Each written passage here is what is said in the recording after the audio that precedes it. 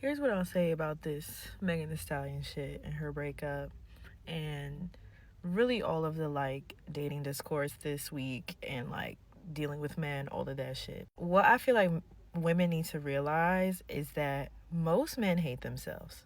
Like, most men legitimately hate, do not like, do not have a reason to love themselves. Like, 100%.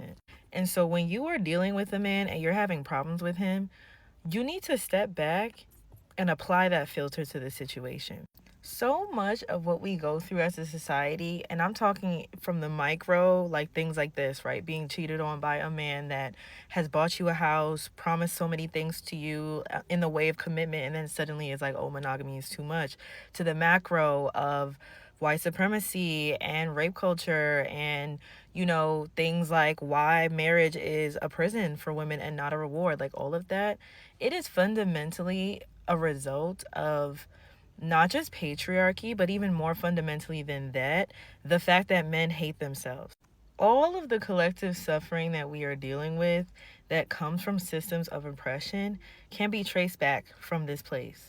If you're being told that as a man your value comes from doing XYZ things and you either can't do that, tried to do that and failed, or you did it and succeeded and you still don't feel better about yourself, you think that this is a person who's going to have high self-esteem. This is why they go after women. This is why they are with women, because where else can they siphon that love from? Self-love does not even feel like a possibility to them at all. And like we like to blame patriarchy for this, and absolutely patriarchy is the cause of this, but it is also the thing actively sustaining it. It is also the thing giving it its life force and constantly reinforcing this to be true. It's a complete negative feedback loop. And so this is why, like, personally, like, my personal philosophy is not to commit to men for this reason. Like, if I'm ever in any kind of commitment with a man or some kind of partnership, like, it is always purely transactional, with me benefiting from the transaction. And so this is why I tell women, like, I do not feel like relationships between men and women can be anything other than transactional without the women setting the terms for said transactions, right? Like, I fundamentally believe that if we approached relationships that way between men and women, like, everyone will be happier, even including men.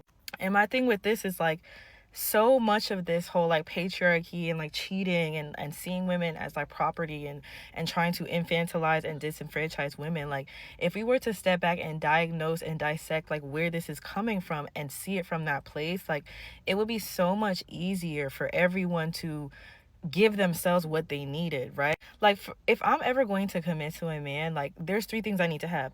One, the things that I need. Two, things that I want. And three, shit just because. If I don't have those three things, I'm not involved, right? And like, even when you do have those three things, you should still be ready, willing, and able to leave.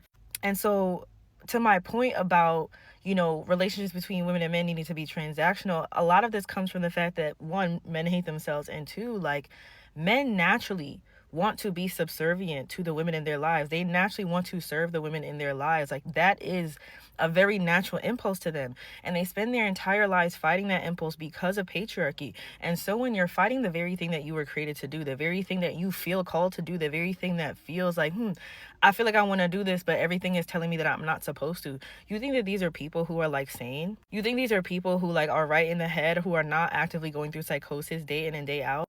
Like, when you really think about patriarchy, like, nobody is winning. Like, there's nobody in this equation that is like better off as a result of patriarchy, right? And so this is why men go so far to like dehumanize women and to devalue and invalidate the very real trauma that comes from being a woman in modern society, because God forbid they realize that they're in the same struggle, and that by trying to please men instead of naturally using that impulse that they feel towards women, right, and choosing to please men instead because that's what patriarchy tells them to do, they don't realize how doing that oppresses them too.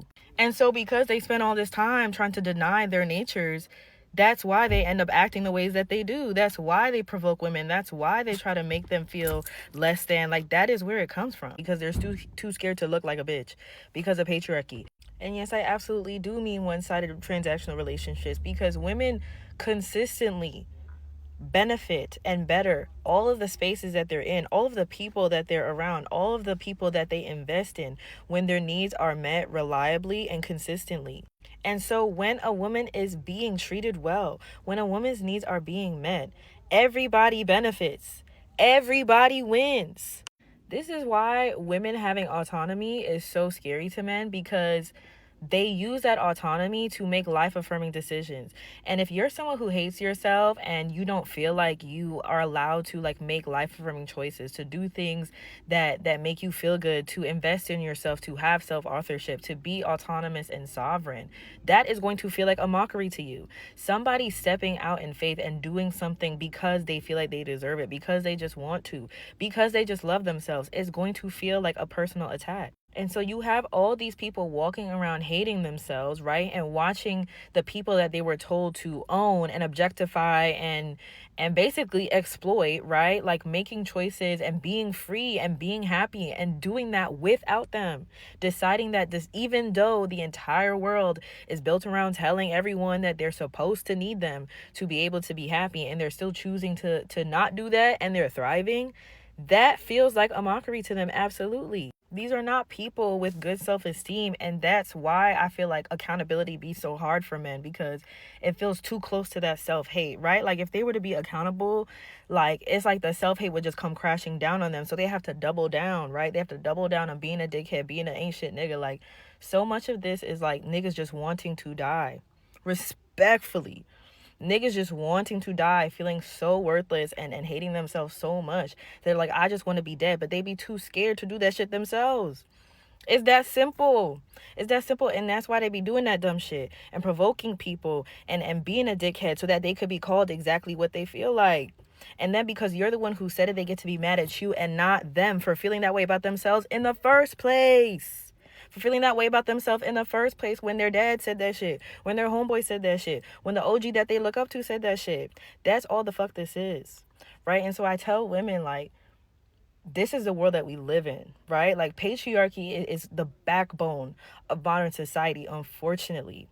Right? And so if you are going to deal with men, if you are going to want to participate with men, you absolutely have to move like this. You absolutely have to be transactional. You have to absolutely have to take all that love shit out of it and see that as an after, right? Like I fundamentally do not get into relationships with men because I do not believe on a foundational level that they can meet my requirements for partnership, for relationship.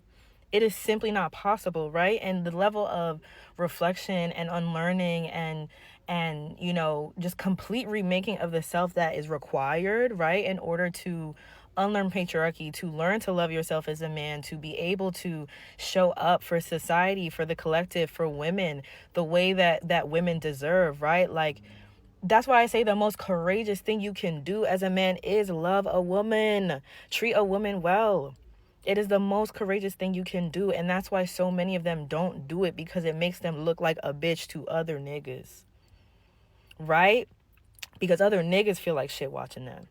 And that's why all these male subs are winning. Any man who is submissive, any man who has a woman who like bosses him around or doesn't do anything and, you know, just shows up looking pretty and he handles everything, those are the happiest niggas you'll ever meet in your life. Those are the happiest niggas. And people look at me like, oh, like, well, you know, they try to say like, because they think I'm dominant because I have men who like do what the fuck I say, right? Do what the fuck I say. And when I say shut the fuck up, they shut the fuck up, right? And like, they think that means that, oh, I'm so domineering and I'm making these men feel like shit or whatever. No, right? Dealing with me is the first time these niggas love themselves ever. That's why they love it here. That's why they love it here. And so women, I'm telling you, you got to move with this in mind, right? Like, if you are going to step to niggas like this, if you're going to put yourself in a position where shit is tied up in documents, you know, contracts, you're feeling attachments and shit like that, you got to be willing to charge that shit to the game when it goes south, because you know already what the potential risks are. You have to go in knowing that. It can't be all love and light and love a girl this, love a girl that. You got to protect your neck.